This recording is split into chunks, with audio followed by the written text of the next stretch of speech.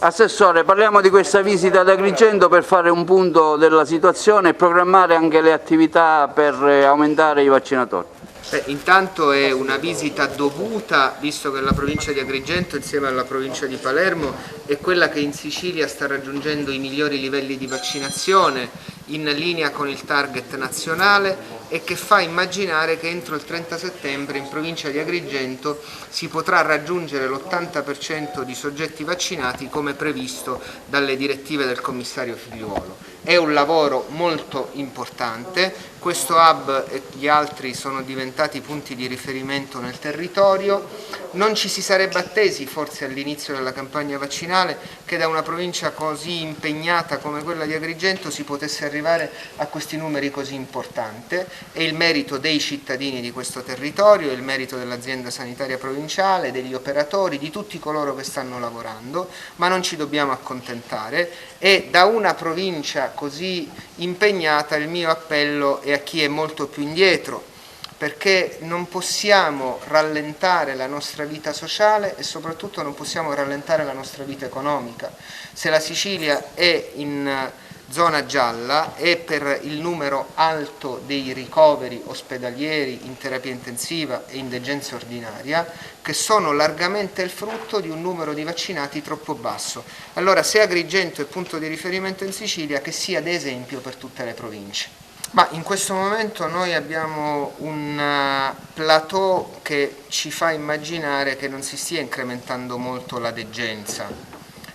Ci aspettiamo tanto dall'incremento della campagna vaccinale. In Sicilia abbiamo assistito nelle fasi precedenti anche quasi 300 persone in terapia intensiva per Covid, oggi siamo a qualcosa in più di 105, quindi è un numero assolutamente in linea con una bassa preoccupazione. È alta invece la preoccupazione se nel mese di settembre dovesse non retrocedere la curva dei contagi e se nel mese di settembre non dovesse alzarsi il sistema delle immunizzazioni. Devo dire che i provvedimenti adottati dal Presidente Musumeci in alcuni comuni hanno avuto l'effetto,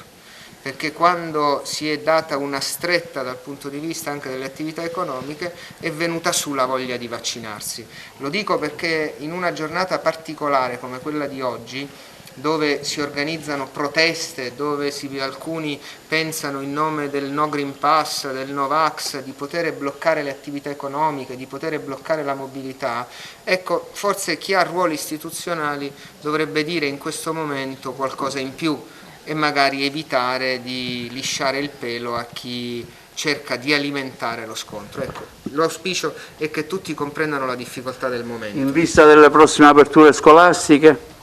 Noi abbiamo con l'assessore Lagalla lavorato a un piano per la vaccinazione, anche qui siamo stati tra le regioni che hanno vaccinato di più, la percentuale di docenti vaccinati è sopra la media nazionale, abbiamo attivato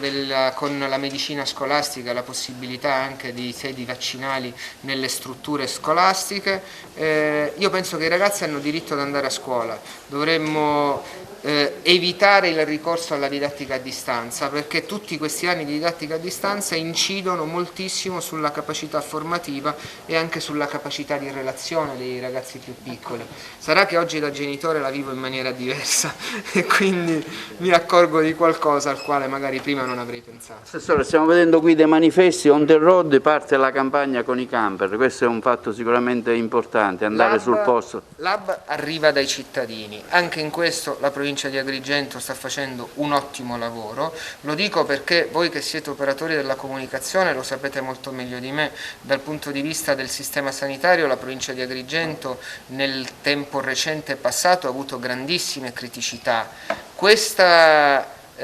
dinamismo invece che c'è stato attorno alla campagna vaccinale, io voglio sperare che sia anche una rinascita per il sistema sanitario di questa provincia, che ha bisogno ovviamente di investimenti, ovviamente di risorse umane, ma ha bisogno anche di quello sforzo di credere in se stesso che forse nei mesi passati e negli anni passati è mancato.